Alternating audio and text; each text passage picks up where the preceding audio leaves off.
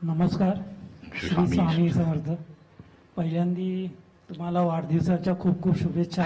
धन्यवाद श्री स्वामी समर्थ. तुम्हाला दीर्घ आयुष्य आणि चांगलं आरोग्य लाभू दे ही स्वामींच्या चरणी प्रार्थना. श्री स्वामी समर्थ. तर माझा पहिला प्रश्न आहे की मंत्र नेमके कशाला म्हणावे. कारण मंत्रामध्ये दिसायला नुसतेच इतर शब्दांसारखे शब्द वाटतात, तर मंत्रामध्ये नेमकं वेगळेपण काय असतं.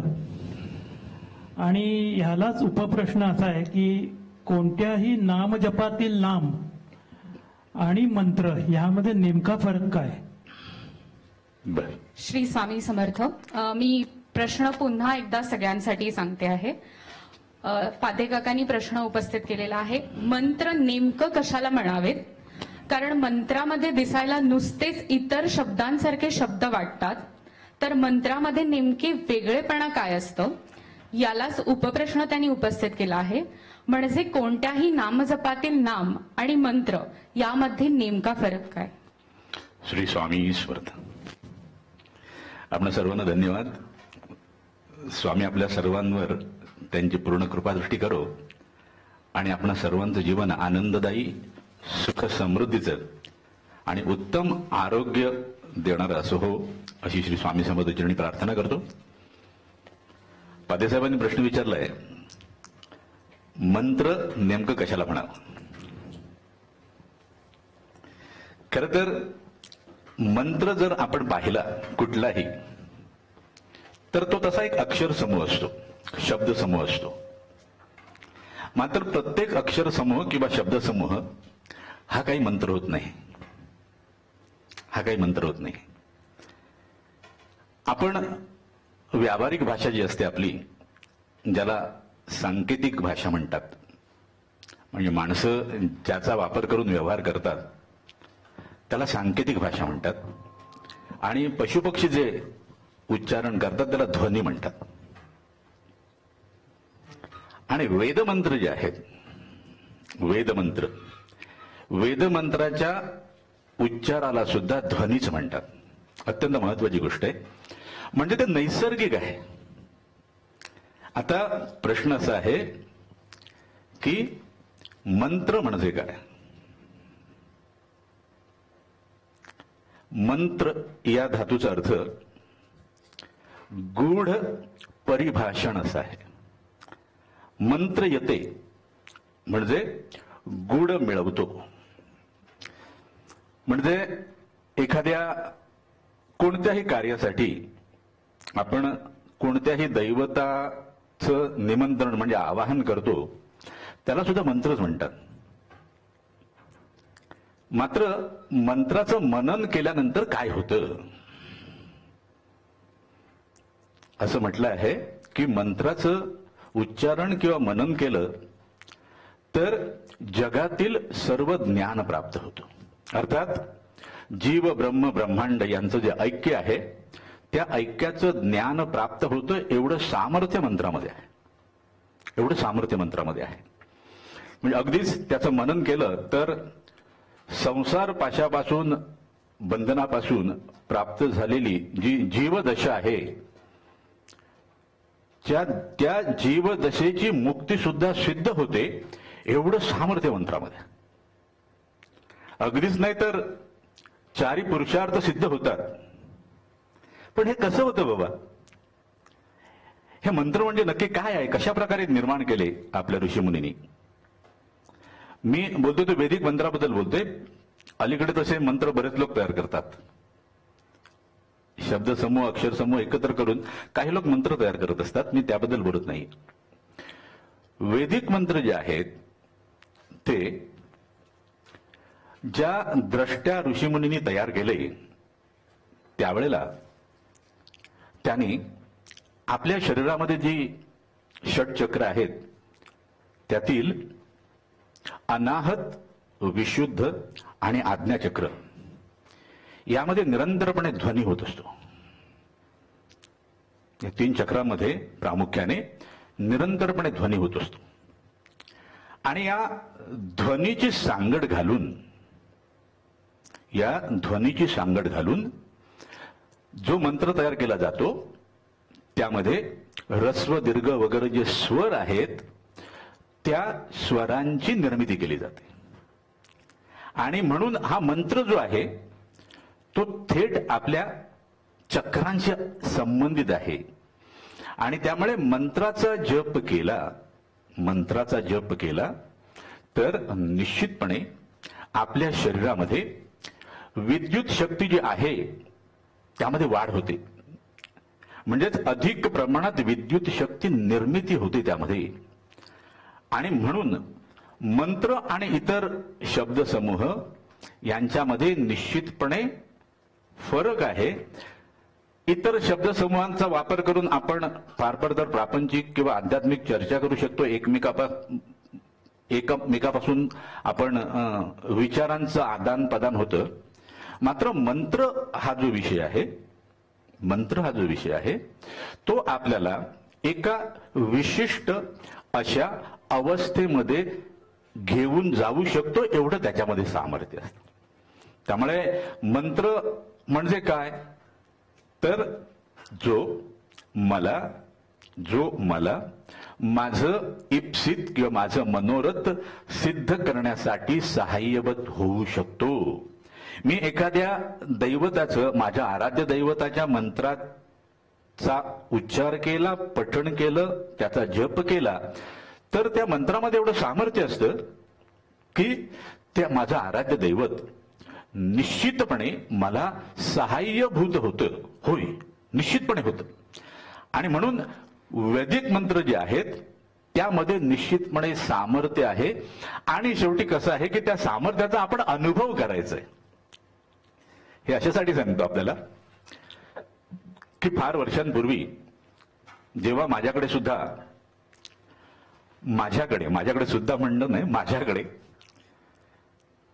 आध्यात्मिक दृष्ट्या पूर्ण काळोख होता, अंधार होता, मला काही दिसत नव्हतं आध्यात्मिक दृष्ट्या.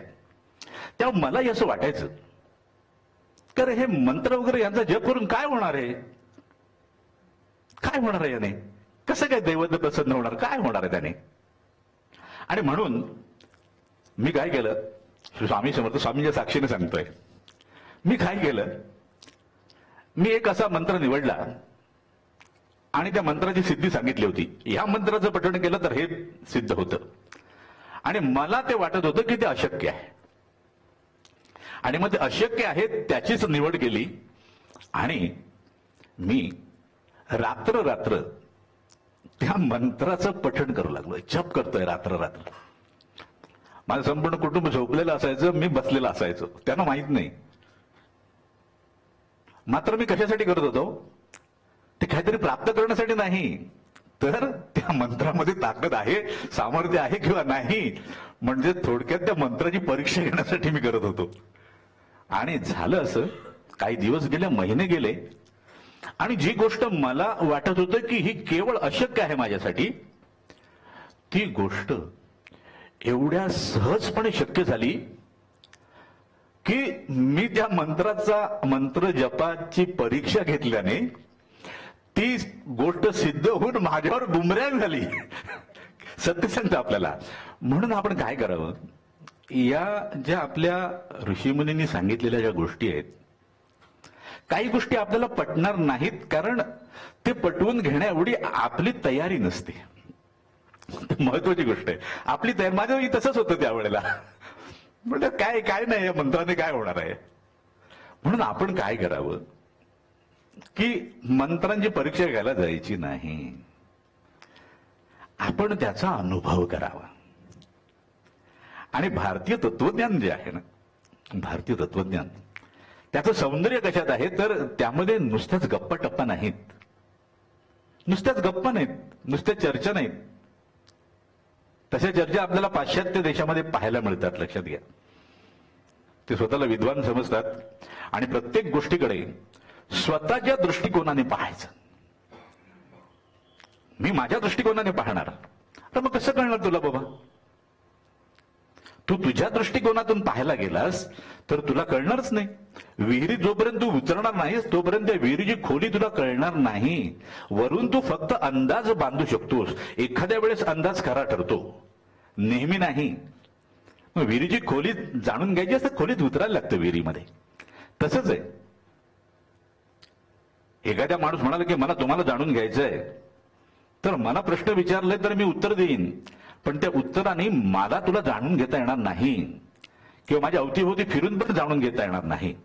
तुला जर मला जाणून घ्यायचं असेल तर तुला माझं आयुष्य जगायला लागेल, तरच तू मला परिपूर्णपणे जाणून घेऊ शकतोस. तसंच आहे, तत्वज्ञान जाणून घ्यायचं असेल तर ते तत्वज्ञान समजून घेऊन आचरणात आणून ते जगावं लागतं, तरच ते कळतं, अन्यथा ते कळत नाही. म्हणून मंत्र जे आहेत, जे आपल्याला झेपतील, सगळ्यांना सगळे मंत्र झेपत नाहीत, हे पूर्ण सत्य आहे. त्यांचा आपण जप करावा आणि त्याचा अनुभव घ्यावा. निश्चितपणे सांगतो, होय, अनुभव घ्यावा. मात्र अनुभव कसा येतो तर शेवटी कसं आहे, पावसामध्ये 4 माणसं चालली आहेत. एकाने छत्री घेतली आहे, एकाने रेनकोट घातलाय पूर्ण, एकाने नुसतं विंड शटर घातलाय आणि एक असंच उघडा आहे, काहीच नाही त्याच्याकडे. जो उघडा आहे ना, काहीच नाही, तो ओला चिंब होतो, तो ओला चिंब होतो. तसंच आहे, भगवंताच्या द्वारी जाताना किंवा मंत्र जप करताना माझ्या अंतरंगामध्ये जी जळमट असतात, ती जळमट मी टाकल्याशिवाय आणि मी पूर्ण रिक्त झाल्याशिवाय मला आध्यात्मिक अनुभव घेता येत नाहीत किंवा आध्यात्मिक अनुभव उशिरा येतात. लवकर हवे असतील तर जे जे आहे त्याचा त्याग घडायला लागतो. त्याग घडायला लागतो म्हटलं मी, त्याग करायचा नाही, कारण करायला गेलो तर त्याग कसलाच घडत नाही. म्हणून मंत्राचा अनुभव करावा. खरं सांगायचं तर मंत्र आणि नाम याच्यात तसा फरक काहीच नाहीये, कारण दोन्हींचं उच्चारण करून आपण आपल्या आराध्य दैवताला आपल्या समोर साक्षात करू शकतो. आणि नामाचा महिमा जो आहे तो आपल्याला प्रामुख्याने संत मंडळींनी सांगितला. मात्र तो प्राचीन आहे, अर्वाचीन आहे, कारण नारद मुनींनी नामाचा महिमा अगोदर सांगितलेला आहे फार, आणि ते निरंतरपणे नारायण नारायण नारायण नारायण ते नामातच असायचे. त्यामुळे नाम जे आहे आणि मंत्र यामध्ये फरक असं म्हणाल तर भगवंताशी जर संधान साधायचं असेल तर दोन्हीही तेवढेच परिणामकारक आहेत, कारण दोन्हीही मला त्या माझ्या आराध्य दैवताशी निगडीत करतात. माझं त्यांच्याशी संधान होतं आणि उद्देश तोच आहे.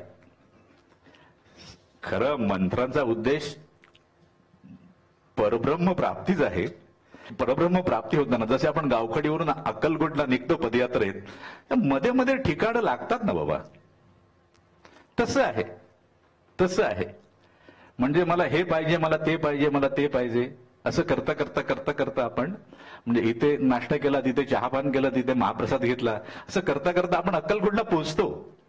मात्र महत्वाचा मुद्दा काय आहे की एखादी गोष्ट प्राप्त झाली तर त्या गोष्टीला पकडून बसू नये.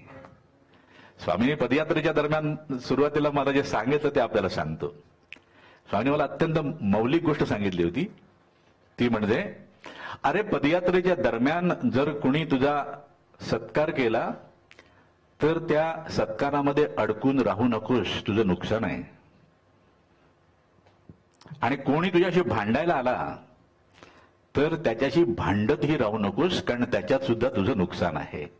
कारण दोन्हीमध्ये प्रवास जो आहे तुझा तो खंडित होतो.